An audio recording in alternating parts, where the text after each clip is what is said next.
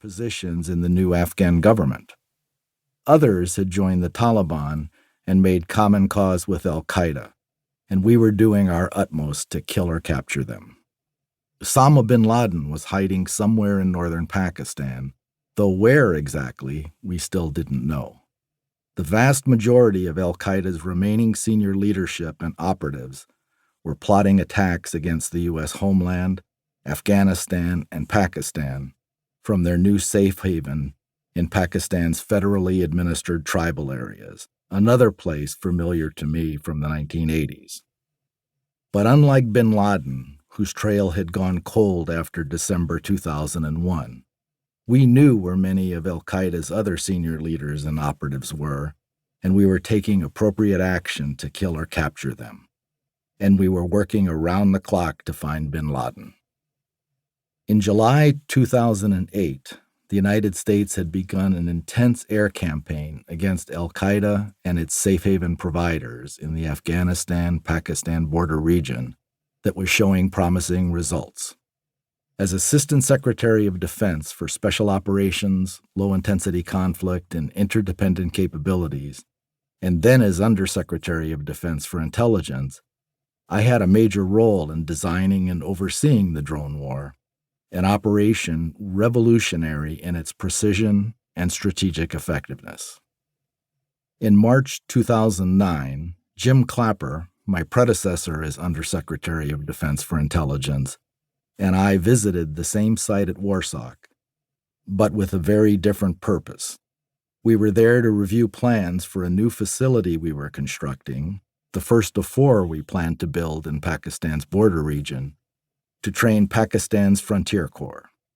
Led by Tariq Khan, a charismatic Pakistani general, the Frontier Corps was a 58,000-man-strong force that consisted of soldiers from the tribal areas. We hoped to transform it into a key instrument against Pakistan's growing extremist threat, but we would not realize our aims.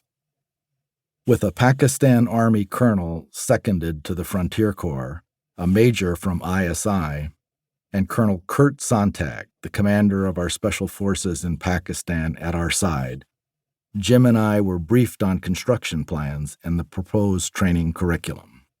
As our small group made its way up the same hill I had climbed nearly a quarter-century earlier toward the briefing site, the major from ISI whispered in a conspiratorial tone and with a smile on his face, "Mr. Vickers knows this place." I was impressed. ISI had a long memory. After the contractors responsible for building the site had finished their briefing, the Pakistani colonel gave us a guided tour of the proposed camp. As we started down the path, the colonel took my hand and held it in his, as is custom in that part of the world. After we departed, I reflected on how the most significant periods of my career, spanning a quarter-century and 2 great wars, had been tied up with Afghanistan and Pakistan. A lot of trouble from such a remote place. Same hill, new war, I said to myself. By all means available. As someone who has spent a lifetime keeping the nation's secrets, writing my memoirs didn't come easily for me. I wrote this book for 3 main reasons. The first is my duty to history. I played a central role in a world-changing event, the secret war that defeated the Red Army in Afghanistan.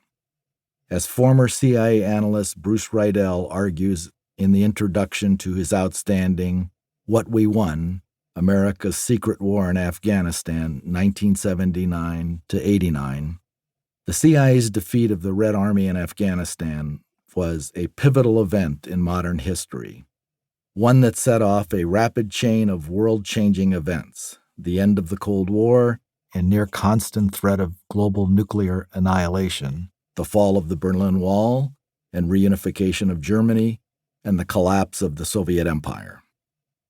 In 1984, when I became the program officer and chief strategist for America's Secret War, no one thought that anything like that was remotely possible.